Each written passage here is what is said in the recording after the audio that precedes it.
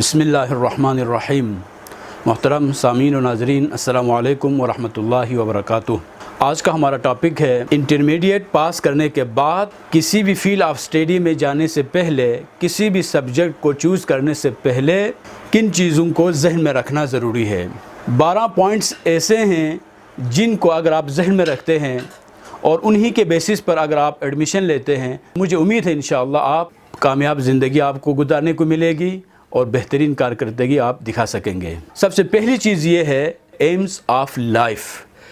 आपकी अपनी ज़िंदगी के जो मकासद है वो क्या हैं, आप उन मकासद को जहन में रखेंगे और उन्हीं मकासद को जहन में रख कर आप फ्यूचर के लिए फ़ैसला करेंगे कि कौन सा सब्जेक्ट है जो आपके मकासद के साथ हम आहंग हैं और कौन से मौज़ूआत है, कौन सी फील्ड ऑफ स्टडी है जिसमें जाने के बाद आप अपने उन एम्स ऑफ लाइफ को सिक्योर कर सकते हैं। और दूसरी चीज़ आपके पास्ट एक्सपीरियंसेस है कि आप जब भी फ्यूचर के बारे में फ़ैसला करेंगे तो आप ये जहन में रखें कि अभी तक जो 10-12 साल आप गुजार चुके हैं, उन तजुर्बात की रोशनी में कौन सा सब्जेक्ट आपके लिए बेहतर रहेगा।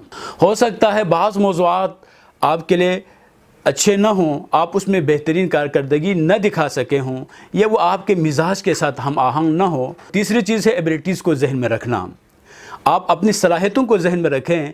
जिन मौज़ूआत को आप इंतखाब करना चाहते हैं, उन मौज़ूआत के लिए, उन सब्जेक्ट्स के लिए जो रिक्वायर एबिलिटीज़ और क्या वो आप में मौजूद हैं या नहीं है, इस चीज़ को समझने के लिए आप मल्टीपल इंटेलिजेंसेस जो थ्योरीज़ है उनको आप ज़रूर पढ़ें, क्योंकि हर इंसान में कोई न कोई खुदादात सलाहियत मौजूद होती है। अगर वो इंसान उन्हीं खुदादात सलाहियतों को जहन में रखते हुए आगे बढ़ता है तो वो बहुत ही जल्द और बहुत ही आसानी के साथ अपनी मंजिल तक पहुँच सकता है। और चौथी चीज़ है सेल्फ़ इंटरेस्ट। आप अपनी दिलचस्पी को भी जहन में रखें। अगर आप अपनी दिलचस्पी के ख़िलाफ़ किसी ऐसे मौजू का इंतखाब करेंगे तो आपकी जो स्टडी है वो मुतासिर हो जाएगी। आप हमेशा इस तलाश में रहेंगे कि किसी न किसी तरीके से बस टाइम पास हो जाए, उसमें आप बेहतरीन नहीं दिखा सकेंगे। जबकि अगर आप अपनी दिलचस्पी को, अपने शौक़ को जहन में रख कर आप किसी मौजू का इंतखाब करते हैं तो फिर वो सफ़र जितना आगे बढ़ेगा, उस सफ़र में जितने मुश्किलात आप फेस करेंगे, इसी हिसाब से आप इंजॉय करते हुए आगे बढ़ेंगे। अब पाँचवीं जो चीज़ है वो ये है कि आप कैरियर जो काउंसलर है उससे भी एडवाइस लेना ना भूलिए। आपके लिए ज़रूरी है, आपके पास जितने तजुर्बात है, आप जहां जाना चाहते हैं, इन सारे चीज़ों को किसी ऐसे माहिर तालीम के सामने पेश करें और उनसे रहनुमाई ले लें। और बास औक़ात वेल एक्सपीरियंस और वेल एजुकेटेड स्किलफुल पर्सन से जो आपको रहनुमाई मिलती है, वो रहनुमाई आपकी ज़िंदगी को चेंज करके रख देती है और आपकी ज़िंदगी को बेहतर करने में बहुत मददगार साबित होती है। और छठी जो चीज़ है वो ये है कि आप किसी भी मौजू का इंतखाब करते हैं तो उस वक़्त आप ये देखें कि फ्यूचर स्कोप क्या है। क्योंकि किसी भी मौजू में हम जब स्टडी करना चाहते हैं या किसी भी फील्ड ऑफ स्टडी में एडमिशन लेना चाहते हैं तो असल जो मकसद होता है वो ये है कि आप कुछ बेहतर चीज़ गेन करना चाहते हैं, आप कुछ करना चाहेंगे, लेकिन कोई ऐसा सब्जेक्ट आप इंतखाब करते हैं फ्यूचर में उसके कोई स्कोप ना हो तो फिर उसके पढ़ने का कोई फ़ायदा नहीं है। और सातवीं जो चीज़ है वो यह है कि आप रिसर्च भी करेंगे, यानी आप रिसर्च करेंगे उस फील्ड में जिसमें आप जाना चाहते हैं कि सब फील्ड्स क्या है ये भी आप देखेंगे, और जिस फील्ड में आप जाना चाहते हैं उस फील्ड के मुतालिक कितने इदारे इस कंट्री में मौजूद है, क्या वो रिकग्नाइज़ है या नहीं है।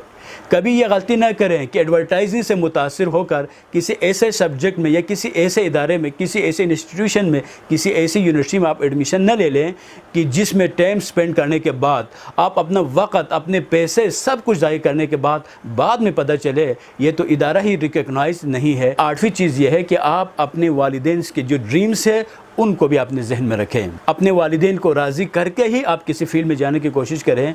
ये ज़रूरी नहीं है कि आप, अगर आपकी दिलचस्पी वालिदैन के ड्रीम्स के अगर ख़िलाफ़ हो तो आप उनसे लड़ना और झगड़ना शुरू करें। ये मुनासिब तरीक़ा नहीं है, क्योंकि आपको मदद चाहिए होगी, आपको वालिदैन का ताउन दरकार है, आपको वालिदैन की दुआएँ आपको चाहिए। वालिदैन को कन्विंस करने की कोशिश करें। अगर आपके लिए मुमकिन न हो तो किसी ऐसे बंदे के पास आप लेके जाएँ कि जो आपके वालिदैन को कन्विंस कर सकें और आप अपने वालिदैन से दुआ लेके ही अपनी मंजिल की तरफ बढ़ना शुरू करें। और 9वीं जो चीज़ है वो इकोनॉमिक कंडीशन है کہ آپ اپنے فائنینشیل جو سٹیٹس ہے اس کو بھی اپنے ذہن میں رکھیں گے. اگر آپ کسی ٹف سبجیکٹ میں ایڈمیشن لینا چاہتے ہیں یا بہترین کسی یونیورسٹی میں آپ ایڈمیشن لینا چاہتے ہیں اور فیس اتنی زیادہ ہو کہ آپ پے نہ کر سکتے ہوں، تو اس سے آپ کا یہ مسئلہ بنے گا کہ آپ کے ذہن ہمیشہ اسی پریشانی میں ہی مبتلا رہے گا اور آپ کی پڑھائی متاثر ہو جائے گی.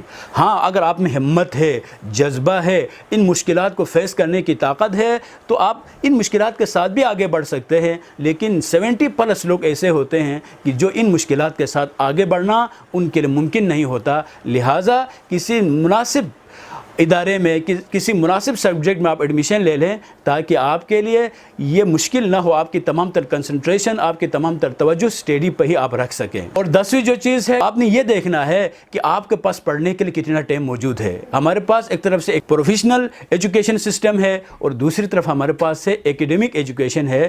تو اگر آپ کے پاس ٹائم بہت ہے تو ٹھیک ہے، کوئی مسئلہ نہیں ہے. اگر آپ کے پاس وقت کم ہو تو آپ کسی ایکیڈمک BS 4 سالہ پروگرام میں ایڈمیشن لینے کے بجائے آپ کوئی ڈپلوما کریں. آپ اسی طرح سے کسی پروفیشنل انسٹیٹیوشن میں ایڈمیشن لے لیں اور وہاں سے جب آپ یہ ڈگری لینے میں کامیاب ہو جائیں گے، جب سکل سیکھیں گے تو انہی سکلز کی بنیاد پر آپ اپنی زندگی کو بہتر کر سکتے ہیں. اور ہو سکتا ہے کہ جب آپ کے پاس مہارت آ جائیں، آپ ارننگ شروع کریں گے تو آپ اس کے بعد بھی اپنی اسٹڈی کو جاری رکھ سکتے ہیں. تو 11ویں جو چیز ہے وہ آپ ذہن میں رکھیں گے، وہ ہے انسٹیٹیوشن. اس سبجیکٹ کے لیے اس ملک میں یا آپ اسکالرشپ پر باہر جانا چاہتے ہیں تو کتنے ادارے ہیں کہ جہاں جا کر آپ بہتر تعلیم حاصل کر سکتے ہیں.